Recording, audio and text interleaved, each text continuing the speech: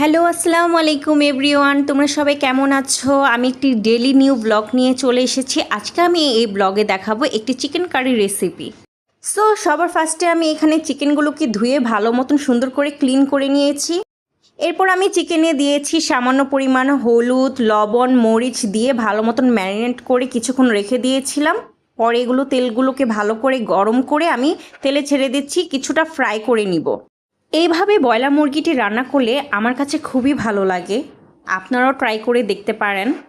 তাই ভাবলাম এই চিকেন কারি রেসিপিটি আমি আপনাদের কাছে শেয়ার করি।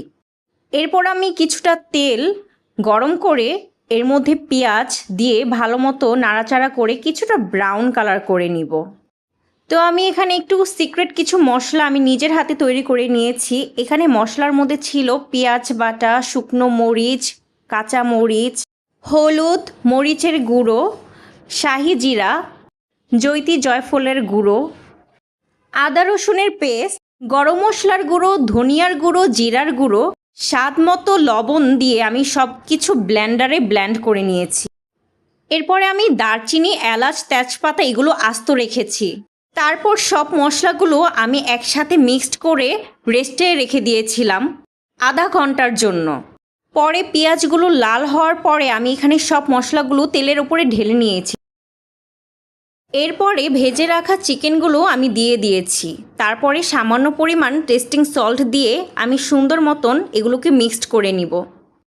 এখানে মনে রাখতে হবে এক্সট্রা কোনো পানি দেওয়া যাবে না, কারণ আমি এখানে চিকেনগুলোকে আগেই ভেজে নিয়েছিলাম। এক্সট্রা পানি দিলে তার স্বাদ নষ্ট হয়ে যেতে পারে। এই তো আমার চিকেন হয়ে গেছে। এরপর আমি একটু সাজিয়ে নিয়েছিলাম, আমি পাউরুটি দিয়ে খাবো তাই পাউরুটি এনেছিলাম।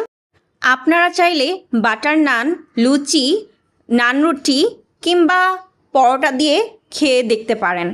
আশা করি সবার ভালো লাগবে।